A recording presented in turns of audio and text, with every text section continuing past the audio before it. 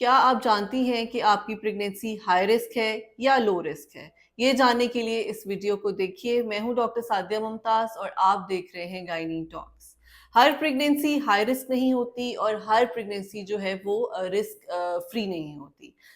कुछ ऐसी प्रेगनेंसीज होती हैं, जैसा कि कहा जाता है कि जैसे ही कोई प्रेग्नेंट होता है उसको उस तरह से डील किया जाने लग जाता है कि जैसे वो बीमार है। ऐसा हरगिज भी नहीं है। प्रेगनेंसी एक नॉर्मल फिजियोलॉजिकल कंडीशन है, जिसको आप जितना नॉर्मल लेकर चलेंगे वो उतना ही नॉर्मल चलेगी। जब हम अपनी अर्ली स्टेजेस ऑफ लर्निंग में थे, हम अपनी हाउस जॉब में या रेजिडेंसीज कर रहे थे, तो हमारे प्रोफेसर साहब जो थे, जब हम उनके पास अपना केस प्रेजेंट करने जाते थे, तो आदतन हमारी जो स्टार्ट ऑफ द प्रेजेंटेशन होती थी वो होता था, sir my patient X Y Z. तो हमारे जो प्रोफेसर साहब थे वो हमें वहीं पे रोक दिया करते थे। Why are you saying my patient? She is not a patient, यानी कि वो मरीजा नहीं है, वो एक लेडी है। आप अपना केस स्टार्ट कीजिए। The lady X Y Z is having this pregnancy of this many weeks. So pregnancy को बीमारी के साथ जो है लगाना एक बहुत ही अजीब सी बात है कि अगर एक प्रेगनेंसी चल रही है जिसमें कोई इशू नहीं, वो एक नॉर्मल प्रेगनेंसी है, तो उसमें आपको किसी भी किस्म की एक्स्ट्रा जो है एफर्ट्स और एक्स्ट्रा मेडिकेशंस की ज़रूरत नहीं होती। लेकिन कुछ प्रेगनेंसीज ऐसी होती हैं जो कि हाई रिस्क होती हैं।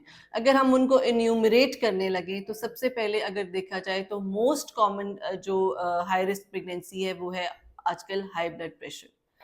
वो खवातीन जिनको हमल के दौरान ब्लड प्रेशर तेज हो जाता है, या कुछ खवातीन ऐसी होती हैं जिनको हमल होने से पहले ही ब्लड प्रेशर होता है, तो ये प्रेगनेंसी एक हाई रिस्क प्रेगनेंसी है।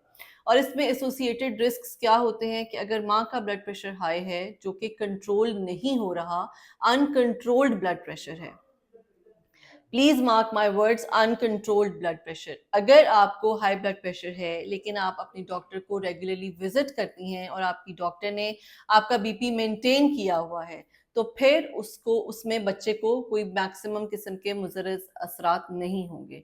लेकिन अगर आपका बीपी अनकंट्रोल्ड है, आप घर में हैं, आप फॉलो अप ही नहीं ले रही, तो उसका जो इफेक्ट्स हैं वो बेबी पे बहुत मुज़र होंगे, जिसमें एक तो बच्चे की जो ग्रोथ है वो सबसे पहले अफेक्ट होती है। बच्चा अपनी प्रॉपर हाइट और वेट जो है वो अटेन नहीं कर पाता।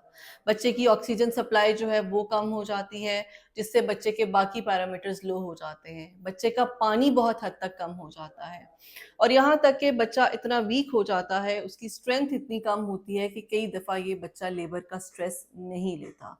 सो hypertension is one of the high risk pregnancies.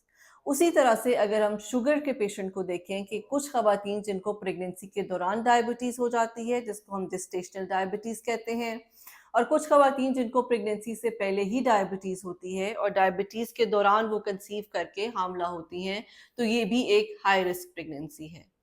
Diabetes के असरात जो है बच्चे पे बहुत मुज़र होते हैं। उसमें या तो ये होता है कि बच्चे का पानी बहुत ज़्यादा होने लग जाता है, बच्चे की ग्रोथ जो है वो अपनी एक जो एज के हिसाब से बहुत ज़्यादा हो जाती है। अक्सर ये देखने में आया है कि जो पेरेंट्स हैं वो बहुत खुश हो जाते हैं कि जी हमारे बच्चे का वज़न बहुत बढ़ गया है, बहुत अच्छा वेट है। बेसिकली वो गुड वेट नहीं होता, वो एक फैट वेट होता है जो कि बेबी के लिए मुज़र है। और वो बच्चे जो कि अपनी एक रिक्वायर्ड वेट से ज़्यादा वेट के साथ पैदा होते हैं, उनको आगे जाकर शुगर होने के चांसेस ज़्यादा होते हैं। वो हामला खातून जिनको शुगर है, अगर तो आपकी शुगर कंट्रोल चल रही है, मेंटेन चल रही है, तो भी बेबी पे जो मुज़र असरात हैं वो नहीं होते, लेकिन उसके लिए आपको अपने रेगुलर चेकअप्स की बेहद ज़रूरत होती है। शुगर पेशेंट की भी जो प्रेगनेंसी है वो एक हाई रिस्क प्रेगनेंसी होती है। इसमें साथ-साथ ये बहुत ही एक इम्पॉर्टेंट बात है कि अगर आप ऑलरेडी डायबिटिक हैं और आप कंसीव करना चाह रही हैं, तो आपको उस टाइम पे कंसीव करना है जिन दिनों में आपकी शुगर कंट्रोल हो चुकी है।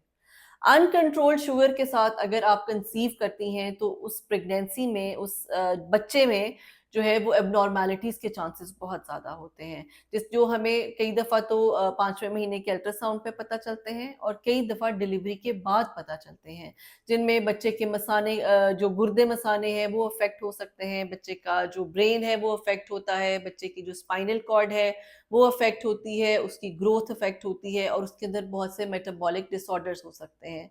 यहाँ तक कि बच्चे के दिल में भी प्रॉब्लम्स हो सकते हैं, सुराख भी हो सकता है, और दिल की जो एनाटॉमी है है वो खराब हो सकती है। सो डायबिटीज भी एक हाई रिस्क प्रेगनेंसी है। इसके साथ साथ अगर देखा जाए तो एक जिगर की बीमारी जो है, सोजिश जो है, वो हमल के दौरान हो जाती है, जिसके सिम्टम्स ये होते हैं कि माँ को खारिश बहुत ज़्यादा होती है। हामला खवातीन को जो खारिश है, और उनके वो ज़्यादातर हाथों की हथेलियों पे, पैरों के तलवों पे बहुत ज़्यादा होती है। उसमें फिर हम कुछ टेस्ट कराते हैं जो कि जिगर के टेस्ट होते हैं।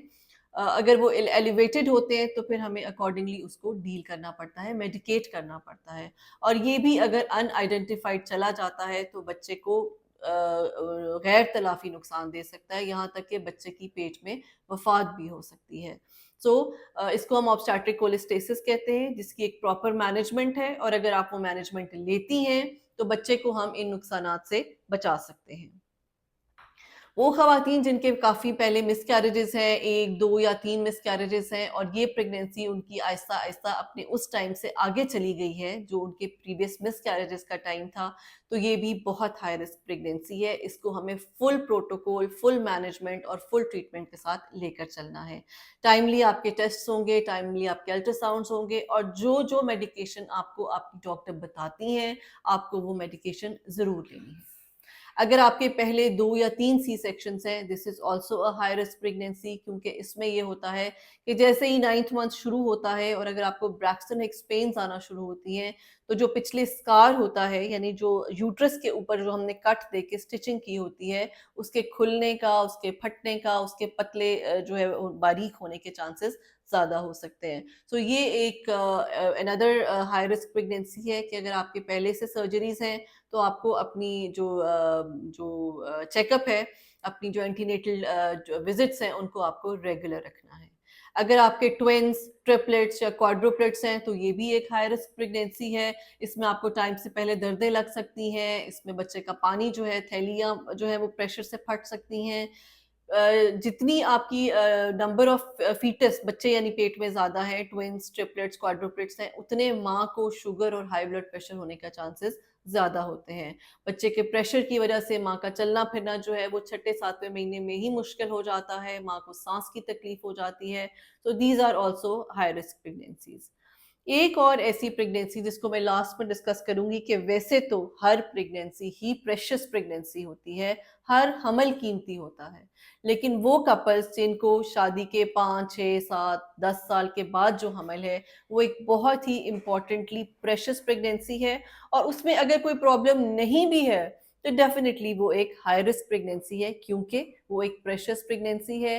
डॉक्टर के ऊपर उसकी एक बहुत बड़ी ज़िम्मेदारी है, क्योंकि उससे माँ-बाप के जो कपल का इमोशनल स्टेट है, उनका फिज़िकल स्टेट, हर तरह के प्रॉब्लम्स को उसको डील करना है, मैनेज करना है, जो बीमारियाँ साथ में आती हैं, उनको ट्रीट करना है, और in the end definitely doctor की ख़्वाहिश होती है कि वो आपको एक हेल्दी आउटकम, एक हेल्दी बेबी जो है वो इन द एंड वो मदर जो है वो हेल्दी बेबी घर लेकर जाए। So this is also a very high risk pregnancy.